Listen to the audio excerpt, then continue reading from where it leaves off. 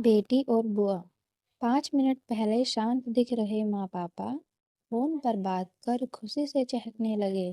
Grand room में नाश्ता कर रहे अपने बहू और बेटों के पास आकर बोले, कल सुधा आ रही है। अभी फोन पर बात हुई है, जमाई भी साथ आएंगे। शशि, कल तुम दोपहर 4 बजे एयरपोर्ट से दोनों को लेने चले जाओ। इस सुधा को और कोई काम नहीं है क्या?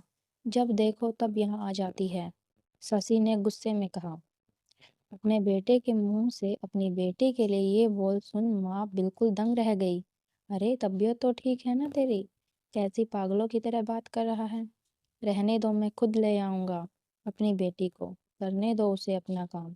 अभी सुधा का बाप जिंदा है और मैं नहीं चाहता कि मेरी बेटी को ताने सुनने पड़े कि इकलौती बेटी होते हुए भी उसे ले जाने गाड़ी नहीं निकली या उनके स्वागत में कोई कमी रह गई। बेटे ने कहा कि वो जब भी इस घर में आते हैं वो तो आराम से घर में रहते हैं, किसी महारानी की तरह। हम सब उसके अवभगत में लगते हैं। मेरी पत्नी का तो पूरा दिन बहन और जीजा जी के पीछे पीछे उनकी फरमाइश पूरी करने में ही निकल जाता है। आज क्या हो गया है? तुम कैसी कैसी बातें कर रहे हो? बहन है तेरी कोई, कोई पराई नहीं है। अब उसके इस घर में क्या है? शादी में दिया गया था ना, हम लेकर चले आए गए थे। फिर क्यों बार बार यहाँ आए और हर बार बैग भर भर कर ले जाती है? तुझे क्या, अगर वो यहाँ से थोड़ा कुछ ले जाती है तो ये सब मेरी मेहनत की कमाई है और मैं जो चाहूँ तो पूरा सुधा को दे दूँ। पापा अनमने से लगभग कांपते हुए बोले। अब शशि ने अपनी आवाज में मामूली बात करते हुए बोला, मैं कहाँ कुछ नई बात कर रहा हूँ माँ पापा। मैं तो वही बोल रहा हूँ जो मैंने बरसों से बुआ के साथ होते हुए देखा है।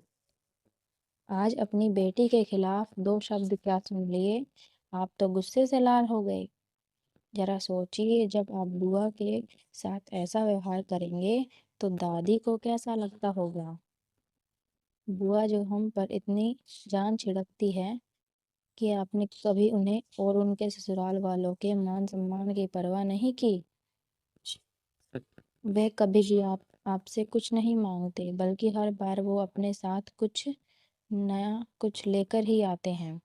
लेकिन आपका व्यवहार कभी भी उनके साथ अच्छा नहीं रहता है।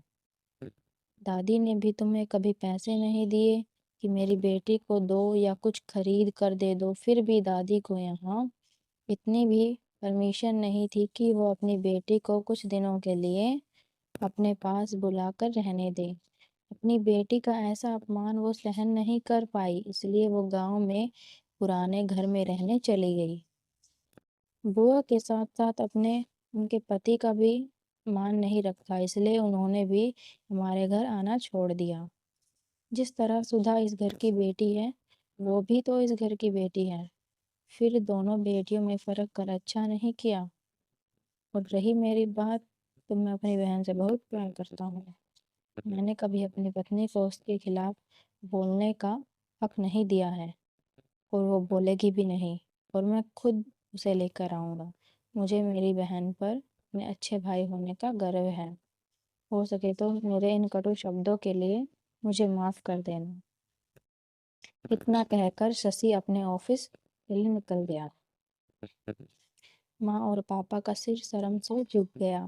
थोड़ी देर की शांति के बाद पापा ने अपनी बहन को फोन करके पूछा, बहन? ये फोन उठाते ही वो फूट फूट कर रो पड़े और बोले, दीदी हमें माफ कर दीजिए। हमें 3 साल हो गए, हमें सच में शर्म आती है। बहन आपकी बहुत याद आ रही है। आप अपने घर आ जाइए, हमें मिलना है। अगर तुम कहो तो मैं आ जाऊंगा तुम्हें लेने। दूसरी तरफ दीदी भी रो रही थी। वो भाई के इन शब्दों से ही पिघल गई थी। वो बोली, मैं नाराज नहीं हूँ भैया, मैं जीजा जी से सारी बात करके जरूर बताऊंगी। दोस्तों, बेटी तो बेटी होती है, बहन हो, बहू हो या बेटी, तीनों में कोई फर्क नहीं करना चाहिए। इन्हीं तीनों से घर की शोभा होती है और घर में खुशियां बनी रहती है। अगर हमारी वीडियो अच्छी लगी हो तो वीडियो को लाइक और चैनल को सब्सक्राइब जरूर करें।